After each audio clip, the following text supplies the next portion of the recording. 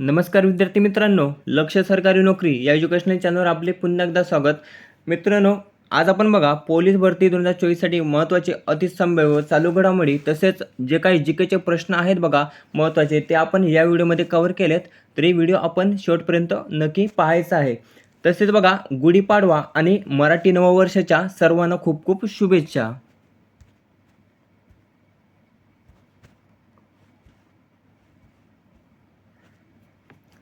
पहिला प्रश्न आहे बघा, डॉक्टर ऑफ सिव्हिल लॉ या पदवीने कोणास सन्मानित करण्यात आले आहे? तर पर्याय क आपला पर्याय अ द्रौपदी मुर्मू. भारताच्या राष्ट्रपती बघा द्रौपदी मुर्मू यांना डॉक्टर ऑफ सिव्हिल लॉ या पदवीने बघा सन्मानित करण्यात आले आहे. कोणत्या देशाच्या? तर मॉरिशस देशाच्या डॉक्टर ऑफ सिव्हिल लॉ या पदवीने त्यांना सन्मानित करण्यात आले आहे. त्यानंतरचा दुसरा प्रश्न आहे, महाराष्ट्र पोलीस दलातील सर्वोच्च पद खालीलपैकी कोणते आहे? तर पर्याय अ बघा पोलीस महासंचालक. पोलीस महासंचालक हे पद बघा महाराष्ट्र पोलीस दलातील सर्वोच्च पद आहे. तर सध्या पोलीस महासंचालक कोण आहेत? रश्मी शुक्ला हे बघा सध्याच्या पोलीस महासंचालक आहेत. पहिले पोलीस महासंचालक कोण होते? कृष्णकांत मेडेकर किंवा के.पी. मेडेकर हे पहिले पोलीस महासंचालक होते स्वतंत्र भारताचे.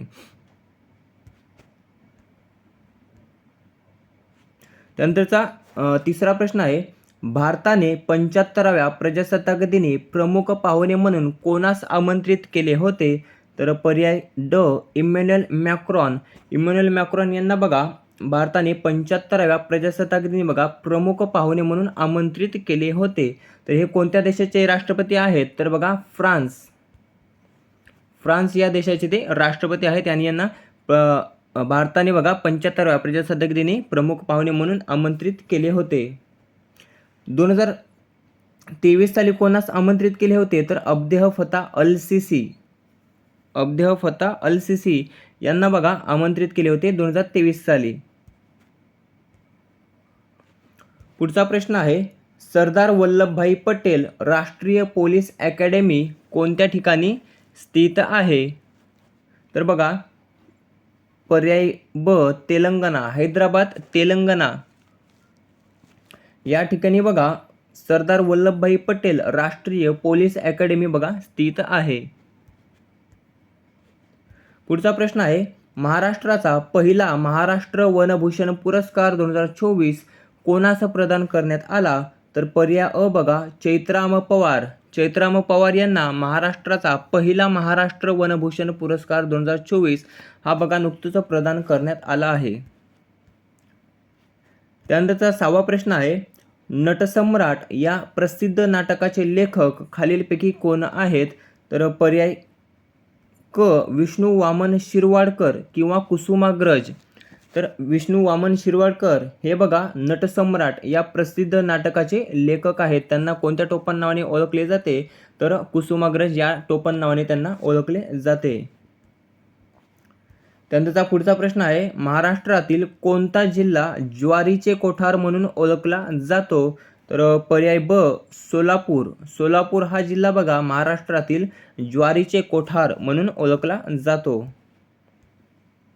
त्यानंतरचा पुढचा प्रश्न आहे, उदगीर येथे आयोजित केलेल्या स्वर्गवासी बघा खाशाबा जाधव चषक राज्य कुस्ती स्पर्धेत कोणत्या जिल्ह्याच्या संघाने सर्वसाधारण विजेतेपद पटकावले आहे?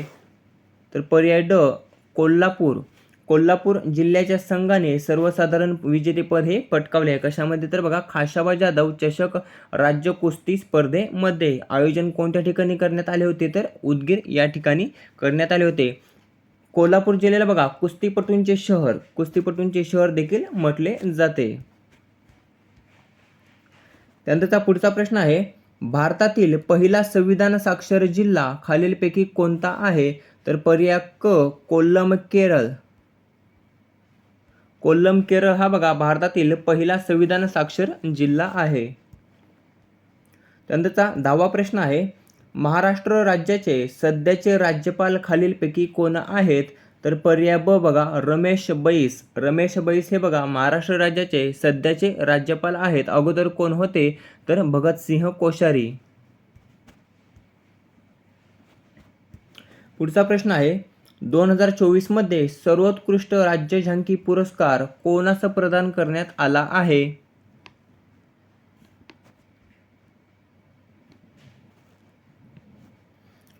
तर पर्याय ड ओडिसा.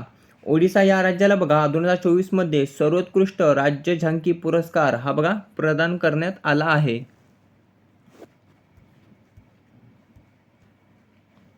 पुढचा प्रश्न आहे भारतातील पहिले सेंद्रिय राज्य खालीलपैकी कोणते आहे?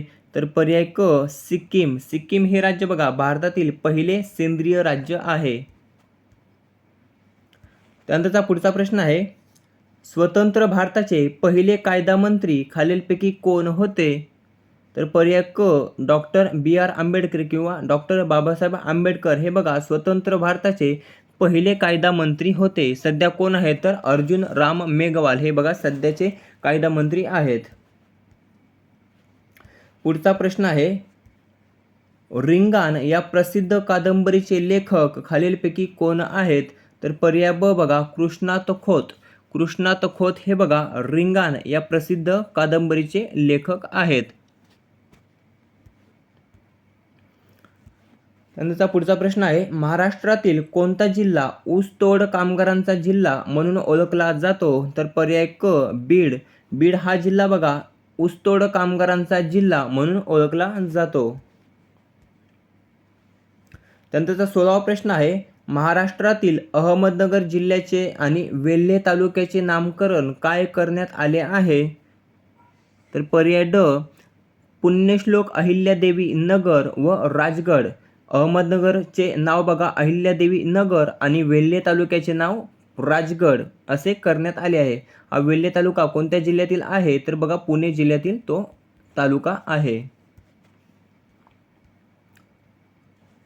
त्यानंतरचा पुढचा प्रश्न आहे महाराष्ट्र राज्याचे पहिले पोलीस महासंचालक कोण आहेत?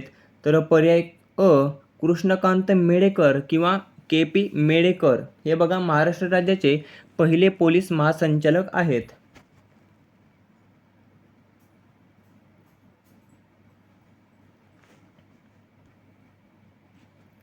पुढचा प्रश्न आहे मानवी विकास निर्देशांक 2022 मध्ये भारत कितव्या क्रमांकावर आहे? तर पर्याय क बघा 134व्या. मानवी विकास निर्देशांक 2022 मध्ये भारत कितव्या क्रमांकावर आहे? तर 134व्या क्रमांकावर आहे. 2021 साली बघा 135व्या क्रमांकावर होता.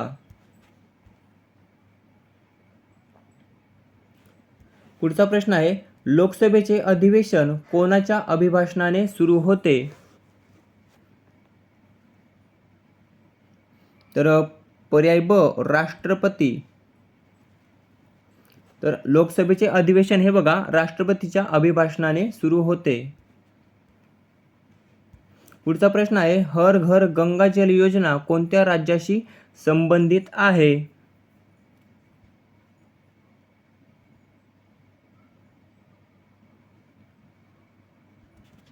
तर पर्याय ड बिहार.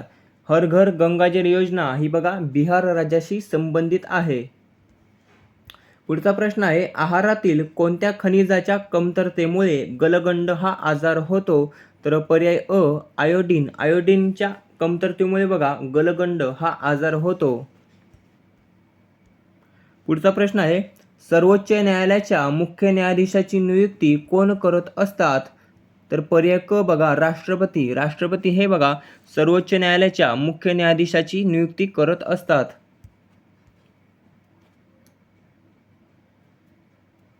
पुढचा प्रश्न आहे माहिती तंत्रज्ञान कायदा खालीलपैकी कोणत्या वर्षीचा आहे? तर पर्याय ड 2000 सालचा आहे बघा माहिती तंत्रज्ञान कायदा. पुढचा प्रश्न आहे खालीलपैकी कोणास मेजर ध्यानचंद खेलरत्न पुरस्कार मिळालेला नाही? तर पर्याय क बघा हार्दिक पांड्या. हार्दिक पांड्या यांना बघा मेजर ध्यानचंद खेलरत्न पुरस्कार हा मिळालेला नाही. पुढचा प्रश्न आहे खालीलपैकी कोणत्या नदीस बिहारचे दुःखाश्रू असे म्हटले जाते? तर पर्याय क कोसी नदी. कोसी नदीला बघा बिहारचे दुःखाश्रू असे म्हटले जाते. पुढचा प्रश्न आहे, भारताचे सध्याचे परराष्ट्र सचिव खालीलपैकी कोण आहेत?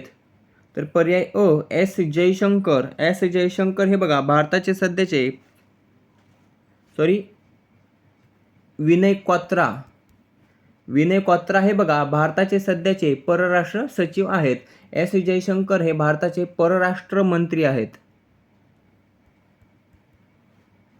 परराष्ट्र मंत्री आहेत एस जयशंकर आणि सचिव आहेत बघा विनय क्वात्रा.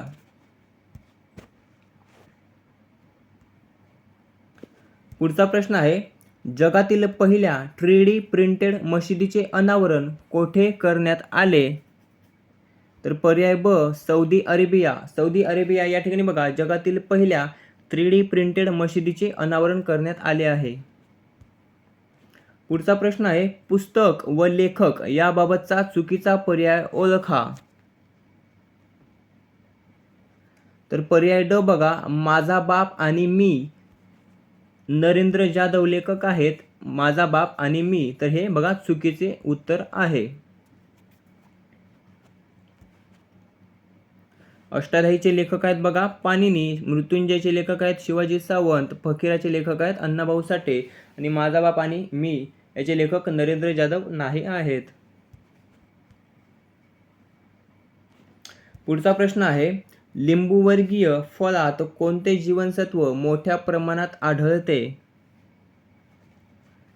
तर पर्याय क जीवनसत्व. लिंबूवर्गीय फळात बघा क जीवनसत्व हे मोठ्या प्रमाणात आढळत असते.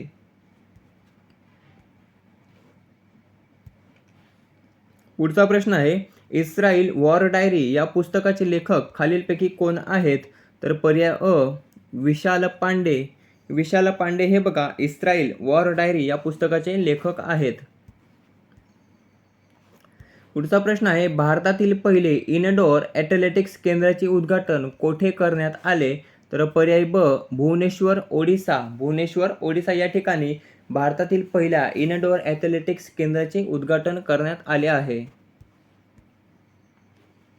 पुढचा प्रश्न आहे, जगातील पहिल्या AI सॉफ्टवेअर इंजिनियर डेव्हिन कोणत्या कंपनीने लॉन्च केला आहे? तर पर्याय क बघा कॉग्निशन. कॉग्निशन कंपनीने बघा जगातील पहिला AI सॉफ्टवेअर इंजिनियर डेव्हिन हा बघा लॉन्च केला आहे. पुढचा प्रश्न आहे, शांततेचा नोबेल पुरस्कार 2023 कोणास प्रदान करण्यात आला? तर पर्याय ब बघा नर्गिस मोहम्मदी. नर्गिस मोहम्मदी यांना शांततेचा नोबेल पुरस्कार 2023 हा बघा प्रदान करण्यात आला आहे. पुढचा प्रश्न आहे, ब्राह्मो समाजाची स्थापना खालीलपैकी कोणी केली होती?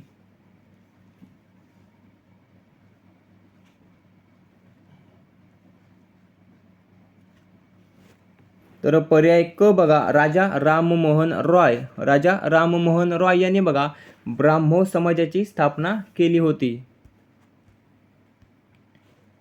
पुढचा प्रश्न आहे, महाराष्ट्रात मांजरा धरण खालीलपैकी कोणत्या ठिकाणी स्थित आहे? तर पर्याय ब बघा बीड.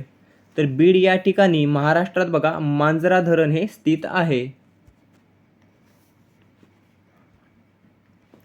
पुढचा प्रश्न आहे, मूलभूत कर्तव्य भारतीय संविधानात कधी समाविष्ट करण्यात आली? तर पर्याय ड 1976 साली. 1976 साली बघा मूलभूत कर्तव्य भारतीय संविधानात समाविष्ट करण्यात आली. पुढचा प्रश्न आहे, खालीलपैकी कोणत्या समाजसुधारकाने विधवेशी विवाह केला होता? तर पर्याय क महर्षी धोंडो केशव कर्वे. महर्षी धोंडो केशव कर्वे यांनी बघा विधवेशी विवाह केला होता. पुढचा प्रश्न आहे, भारतात दर किती वर्षांनी जनगणना केली जाते? तर पर्याय ड 10 वर्षे. भारतात दर 10 वर्षांनी बघा जनगणना ही केली जाते. पुढचा प्रश्न आहे, बाह्य हिमालयाला टिंबटिंब असे म्हटले जाते? तर पर्याय ब शिवालिक हिल्स. बाह्य हिमालयाला बघा शिवालिक हिल्स असे म्हटले जाते. पुढचा प्रश्न आहे, 73वी घटनादुरुस्ती खालीलपैकी कोणत्या वर्षी करण्यात आली? तर पर्याय ब 1992 साली. 73वी घटनादुरुस्ती 1992 साली करण्यात आली. पुढचा प्रश्न आहे, आर्य समाजाची स्थापना कोणत्या समाज सुधारकाने केली? तर पर्याय ब, स्वामी दयानंद सरस्वती. स्वामी दयानंद सरस्वती यांनी बघा आर्य समाजाची स्थापना केली.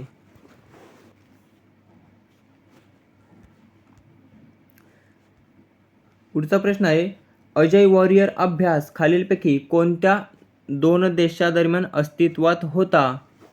तर पर्याय अ बघा, भारत आणि यूके. भारत आणि यूके या 2 देशांदरम्यानचा हा बघा अजय वॉरियर अभ्यास हा होता. पुढचा प्रश्न आहे, सिंधू आणि सतलज दरम्यानच्या हिमालयाला काय म्हणून ओळखले जाते? तर पर्याय क, पंजाब हिमालय. सिंधू आणि सतलज दरम्यानच्या हिमालयाला बघा पंजाब हिमालय म्हणून ओळखले जाते. पुढचा प्रश्न आहे, खालीलपैकी कोणती नदी गोदावरीची उपनदी नाही? तर पर्याय अ, सीना नदी. सीना नदी ही बघा गोदावरीची उपनदी नाही. पुढचा प्रश्न आहे, पालघर जिल्ह्यात कोणता दिवस शहीद दिवस म्हणून साजरा केला जातो? तर पर्याय ड, 14 ऑगस्ट. 14 ऑगस्ट हा दिवस बघा पालघर जिल्ह्यामध्ये शहीद दिवस म्हणून साजरा केला जातो. पुढचा प्रश्न आहे, 2011च्या जनगणनेनुसार सर्वात कमी लोकसंख्येची घनता कोणत्या जिल्ह्यात आहे? तर पर्याय क, गडचिरोली.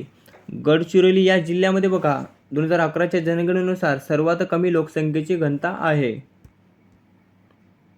पुढचा प्रश्न आहे, खालीलपैकी कोणती पश्चिम वाहिनी नदी राजस्थानमधून वाहत नाही? तर पर्याय ब, नर्मदा नदी. नर्मदा नदी ही बघा राजस्थानमधून वाहत नाही. पुढचा प्रश्न आहे, भारताला एकूण किती देशांच्या सीमा लागलेल्या आहेत? तर पर्याय अ, 7. भारताला एकूण बघा 7 देशांच्या सीमा लागलेल्या नाहीत, आपल्याला लागलेल्या आहेत.